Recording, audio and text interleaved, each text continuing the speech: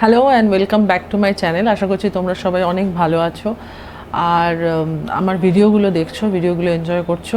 আর আমার ভিডিওগুলো নিশ্চয়ই তোমাদের জন্য কোথাও না কোথাও হেল্পফুল হচ্ছে।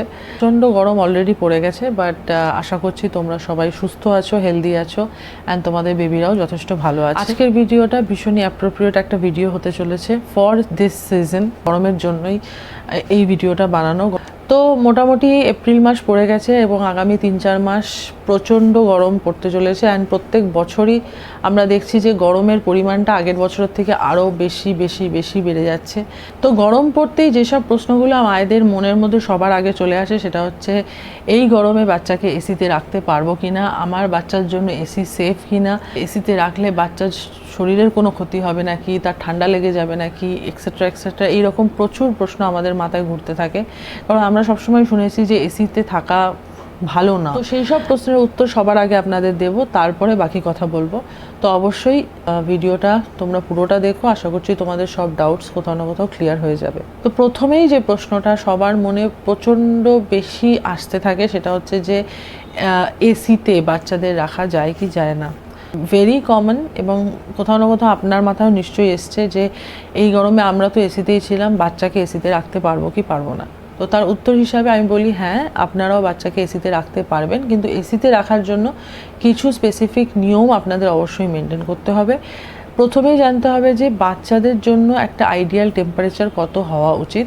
সেটা শীত কিংবা গ্রীষ্ম যে কোনো সময়ের জন্যই প্রযোজ্য। বাচ্চা অথবা ছোট বাচ্চা যারা আছে তাদের জন্য 23 থেকে 27 ডিগ্রি সেলসিয়াস টেম্পারেচারটা হচ্ছে একটা আইডিয়াল টেম্পারেচার।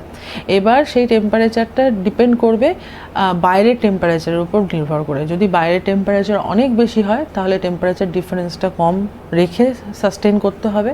এবার সদ্যজাত বাচ্চার ক্ষেত্রে অবশ্যই 27 থেকে 28 ডিগ্রি টেম্পারেচারে আপনি ঘরের তাপমাত্রা রাখতে পারেন এবং সেখানে বেবিকে আপনি স্বচ্ছন্দে রাখতে পারেন। কিন্তু অবশ্যই একটা জিনিস খেয়াল রাখবেন যে যেন কনস্ট্যান্ট বেশিক্ষণ সে এসিতে না থাকে। মোটামুটি 2 to 3 আওয়ার্সের ইন্টারভ্যালে এসি টেম্পারেচারটা মানে এসিটা অফ করে তাকে স্বাভাবিক টেম্পারেচারে কিছুক্ষণ রাখবেন। তারপরে আবার যদি মনে হয় গরম বাড়ছে আবার আপনারা এসিতে সুইচ করতে পারেন। 27 থেকে 28 ডিগ্রি টেম্পারেচারটা অবশ্যই মেনটেন করবেন সদ্যজাত বাচ্চাদের ক্ষেত্রে। এরপরে আস্তে আস্তে বাচ্চা যতটা কমফর্টেবলি থাকবে সেই অনুযায়ী আপনারা টেম্পারেচার বাড়িয়ে অথবা কমিয়ে রাখতে পারেন। এবং যখন আপনারা বাচ্চাকে এসিতে রাখছেন তখন তার ক্লোদিংটা মানে কি জামা কাপড় আপনারা পরাচ্ছেন সেটার দিকে কিন্তু যথেষ্ট খেয়াল রাখতে হবে। যদি মনে হয় 27-28 ডিগ্রি টেম্পারেচার আপনার বাচ্চার জন্য ওকে, সেক্ষেত্রে আপনারা সিম্পল লাইট ওয়েট একদম পাতলা জামা কাপড়ে বাচ্চাদের রাখতে পারেন, যেগুলো সামার ফ্রেন্ডলি জামা।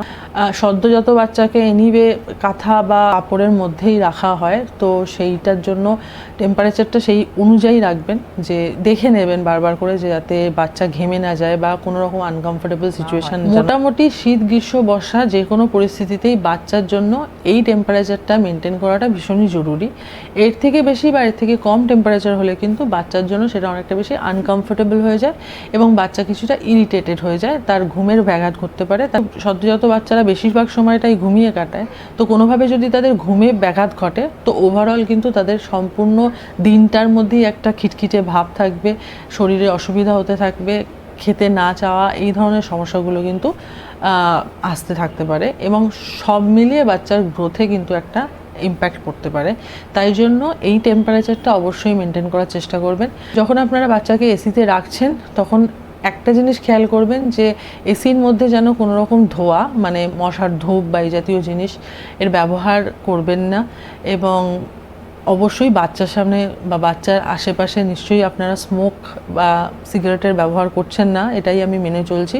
তো এই রকম সিচুয়েশানগুলো অ্যাভয়েড করবেন। বাচ্চাকে যে ঘরে রাখছেন সেই এসি সার্ভিসিং নিয়মিত করবেন, কারণ আপনারা জানেন যে এসির ফিল্টারে আপনারা যখন দেখেছেন যখন এসি সার্ভিসিং হয় ওই ফিল্টারে যেসব নোংরাগুলো জমা হয় সেই পার্টিকেলসগুলো ভীষণই টক্সিক, এবং সেটা যদি রেগুলার ইন্টারভ্যালে ক্লিয়ার না করা হয় তো অটোমেটিক কিন্তু এয়ার সার্কুলেশনের সময় সেগুলি আবার করে আপনার ঘরে ফিরে আসতে পারে।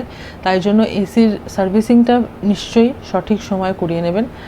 আর অবশ্যই আরেকটা জিনিস লক্ষ্য করবেন যে এসি থেকে যখনই আপনারা বাচ্চাকে বার করছেন তখন ডাইরেক্টলি এসির থেকে বাইরে বার করবেন না, এসিটাকে অফ করে তাকে কিছুটা সময় স্বাভাবিক টেম্পারেচারে আসতে দেবেন, এবং ঘরের টেম্পারেচার এবং বাইরের টেম্পারেচার মোটামুটি যখন একটা সার্টেন অ্যামাউন্টে এসে মিলবে, সেই সময় কিন্তু আপনারা বাচ্চাকে ঘরের বাইরে বার করবেন।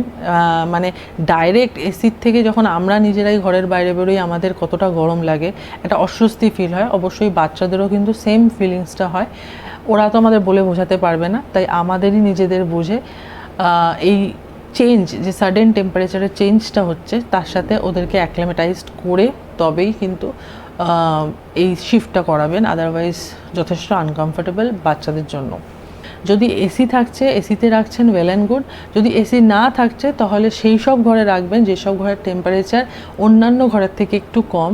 যদি আপনার একতলার জায়গায় দুতলা বা তিনতলা বাড়ি থাকে তো শিফট করবেন একতলাতে, কারণ একতলার ঘরগুলো বা নিচের দিকের ঘরগুলো কিন্তু টেম্পারেচার কম থাকে, যেহেতু ছাদের উপরে অলরেডি আরেকটা প্রোটেকশান পাচ্ছে।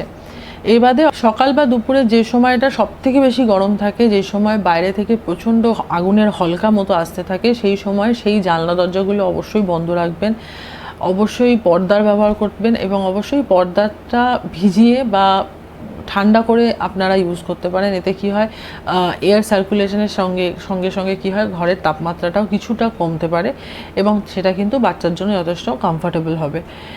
আর যেহেতু বাচ্চারা বেশিরভাগ সময়টাই ঘুমিয়ে কাটায়, তো সেই সময় যখনই এসিতে থাকুক, নন এসিতে, যেখানেই থাকুক না কেন, সবসময় চেক করতে থাকবেন যে বাচ্চা যেন ঘেমে না যায়। যদি ঘেমে যায় অবশ্যই রেগুলার ইন্টারভালে একটা সফট কাপড় দিয়ে ওকে একটুখানি প্যাড করে দেবেন, হাত পা মুছিয়ে দেবেন। আর একেবারে বেশি সোয়াডেল করে বা পেঁচিয়ে রাখবেন না।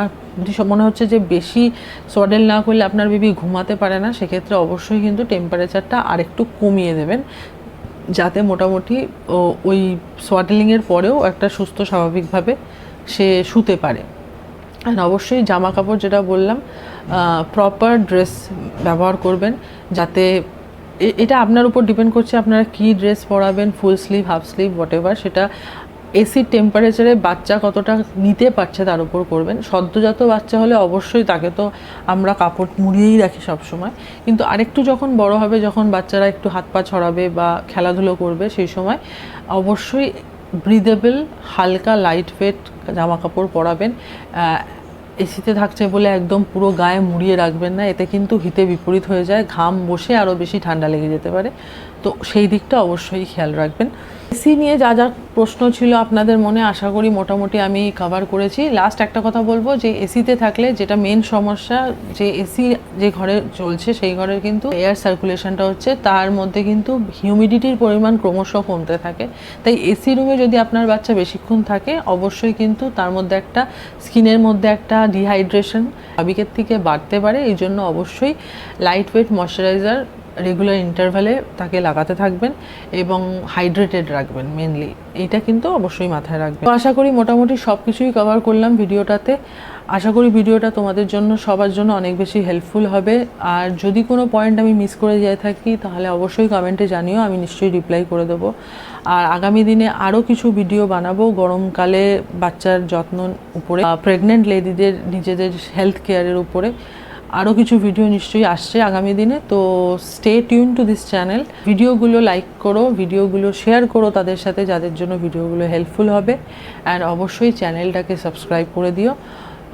That would be very grateful. মানে গরমের দিনে এর থেকে বেশি আনন্দের এবং এর থেকে বেশি শান্তির কিছু হবে না আমার জন্য, যদি আমার ভিডিওগুলো তোমরা দেখে হেল্প পাও, অ্যান্ড কমেন্টে সেটাকে অ্যাটলিস্ট অ্যাকনলেজ করো, আমায় জানাও। আমার মনে হয় এটাই আমার জন্য অনেক বড় প্রাপ্তি।